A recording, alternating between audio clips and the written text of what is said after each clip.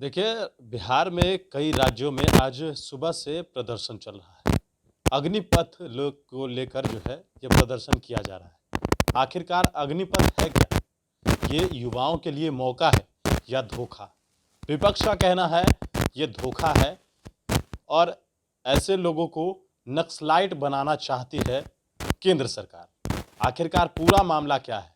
समझने के लिए हमारे साथ बिहार सरकार के मंत्री हैं भाजपा कोटे से जीवेश मिश्रा। उनसे समझते हैं कि आखिरकार मामला क्या है और ये पूरा जो अग्निपथ है इसका क्या कुछ प्रक्रिया है और किस तरीके से लोगों को लाभ मिलेगा। आखिरकार अग्निपथ है क्या? विपक्ष कुछ और बता रही है। देखिए, विपक्ष के साथियों को ठीक से पूरी योजना को पढ़ने की आवश्यकता है। 1-2 दिन पहले इसकी घोषणा की गई है। इसको पढ़ने की ज़रूरत है, इसको ठीक से समझने की ज़रूरत है। वो देश के भोले-भाले युवाओं में भ्रम पैदा कर रहे हैं और भ्रम पैदा करके सकारात्मक राजनीति में उनके पास कोई मुद्दा नहीं बचा है। इस देश के अंदर उनके पास कोई तथ्य नहीं है। विपक्ष के साथ देश की जनता, आम आवाम आज के दिन में खड़ी नहीं होती है। तो ये समय समय पर जो सरकार का जनहित का जो फैसला है उसमें भ्रम फैलाकर अपनी राजनीतिक रोटी सेकना चाहते हैं।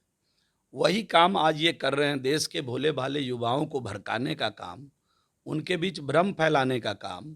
ये एक ऐसा अवसर है जो देश के आम लोगों तक पहुँचेगा, आम युवाओं तक पहुँचेगा और केवल 17.5 वर्ष की उम्र से 21-22 वर्ष की उम्र तक केवल 4 वर्षों में वो एक प्रकार से जो युवा अग्नि वीर बनेंगे, वो आत्मनिर्भर हो जाएंगे।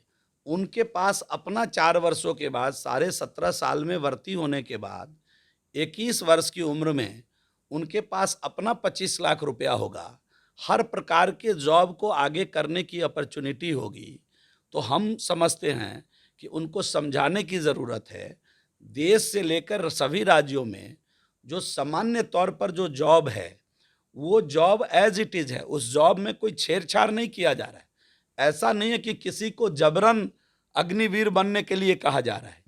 क्या है अग्निवीर की? ये अग्निवीर का मकसद ये है कि हम देश में प्रशिक्षित फौजियों को रखें और इस प्रकार का जो ट्रेनिंग लेकर के युवा आएंगे, कल वो अगर सेना में जा रहे हैं तो उनका जो ट्रेनिंग है वो प्रॉपर ट्रेनिंग होगा उनके पास।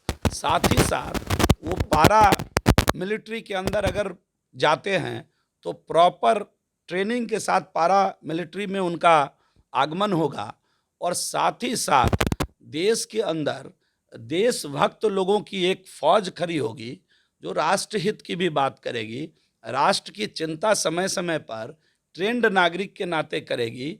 ये एक पहलू है। और दूसरा पहलू है कि बड़े पैमाने पर आप कई देशों में देखिए तो सैनिक शिक्षा अनिवार्य है। आप कई देशों में देखिए डिजास्टर मैनेजमेंट अनिवार्य है, वो पढ़ना है आपको। तो हम लोगों ने ये जो इस प्रकार की योजना अगर आज आई है, देश की युवाओं को एक प्रकार का रोजगार भी और वो कहीं ना कहीं इस कार्य से आत्मनिर्भर भी बनेंगे। 4 साल के बाद उनके पास खुद का इतना पैसा होगा कि वो कोई रोजगार कर सकते हैं। वो चाहे तो +2 के बाद आगे पढ़ाई कर सकते हैं। उनको आगे जॉब अपॉर्चुनिटी 35-30 वर्षों तक मिलेगी। तो ये सभी प्रकार की सुविधा उनके पास रहते हुए केवल 4 वर्ष का एक ट्रेनिंग और ट्रेनिंग के साथ जॉब और जॉब के साथ स्टाइफन, ये इतनी बड़ी व्यवस्था उनको आत्मनिर्भर बनाने के लिए अगर किया जा रहा है तो इसमें भ्रम कैसा। और मेरा दूसरा सवाल है प्रतिपक्ष के साथियों से, सभी अपने भोले भाले युवाओं से, कि न देश न राज्य की सरकार जो सामान्य अपॉर्चुनिटी है नौकरी का, किसी प्रकार के अपॉर्चुनिटी को अग्निवीर के कारण या इस अग्निपथ योजना के कारण क्लोज डाउन नहीं कर रही है। तो इसमें दिक्कत क्या है? मुझे नौकरी अगर हो जाए हाई स्कूल में, मुझे नौकरी हो जाए सचिवालय में, मुझे नौकरी हो जाए कलेक्ट्रेट में, और जो आदमी जिनको नौकरी नहीं हो रही है वो सेना की ट्रेनिंग लेकर के आगे पारामिलिट्री हो जाएं, आगे सैनिक हो जाएं, आगे कहीं सिपाही भर्ती बोर्ड से सिपाही हो जाएं, तो इसमें आपत्ति क्या है? मुझे समझ में नहीं आ रहा है कि इतने अच्छे योजना को युवाओं के बीच जाकर समझाने के बजाय भड़काने का काम कौन लोग कर रहे हैं। उनको अध्ययन करना चाहिए कि इससे कहीं नुकसान तो नहीं युवा को। ऐसे गरीब माँ, ऐसे गरीब लोग जो आज जॉब किसी कारण से नहीं मिल रहा है, पढ़ाई पूरी नहीं कर पाते हैं, ये जो लोग इस योजना का विरोध कर रहे हैं वो सब के सब दलित, अति पिछड़ा, गरीब विरोधी हैं। उनको मालूम है कि पढ़े लिखे पैसे वालों का बच्चा शायद इधर ना जाए, और जो गरीब का बच्चा जाकर के 4 वर्षों में 25 लाख रुपया कमाएगा, ये इन लोगों को पच नहीं रहा है। तो इसलिए 25 लाख रुपया अगर कोई गरीब का बच्चा, कोई मजदूर का बच्चा कमा करके आत्मनिर्भर हो जाएगा, वो अपना स्वरोजगार आगे करेगा, वो अपने आगे की पढ़ाई अपनी क्षमता के हिसाब से कर पाएगा, तो फिर इनके लिए डफली कौन बजाएगा। ये जो प्रतिपक्ष के लोग बैठे हुए हैं, जो ठीक से योजना बिना समझे अपनी राग अलाप रहे हैं, उन लोगों के लिए डफली कौन बजाएगा। तो डफली की आप बात कर रहे हैं तो आपके सहयोगी ना हैं। मैं तो किसी का नाम नहीं ले रहा हूं, कौन मेरे सहयोगी हैं कौन मेरे विरोधी हैं। मैं केवल ये आग्रह कर रहा हूं सभी राजनीतिक दल के लोगों से कि इस योजना का अध्ययन ठीक से करें।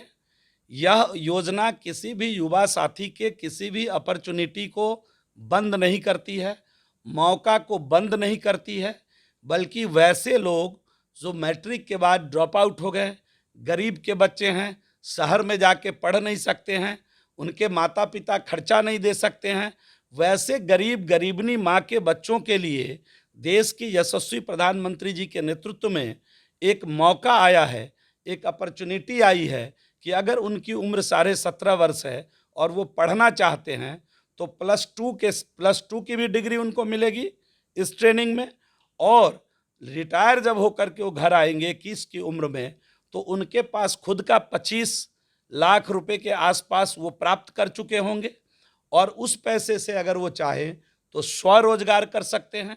और 21 के बाद तो आप यूपीएससी में बैठ सकते हैं, बीपीएससी में बैठ सकते हैं, ग्रेजुएशन करके आप ग्रेजुएशन करने की भी अपॉर्चुनिटी है, आप यूपीएससी में बैठ सकते हैं, बीपीएससी में बैठ सकते हैं, देश के सभी प्रकार के इंटरमीडिएट रिलेटेड, ग्रेजुएट रिलेटेड सभी प्रकार के कॉम्पिटिटिव एग्ज़ाम में आप बैठ सकते हैं।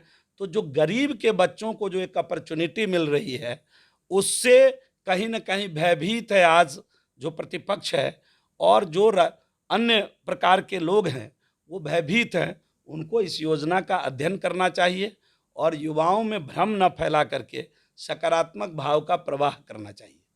चलिए, बिल्कुल। तो ये थे हमारे साथ बिहार सरकार के मंत्री जीवेश मिश्रा, और इन्होंने तमाम चीज़ों को बारीकी से समझाया है, एक एक चीज़ों को बताया है, साथ ही साथ विपक्ष से यह आग्रह भी किया है, और जो सहयोगी जो लोग इस बात को कह रहे हैं उन्होंने कहा है कि इस बात को ठीक से समझने की ज़रूरत है। कैमरा पर्सन आकाश के साथ मैं रंजन सिंह, पटना।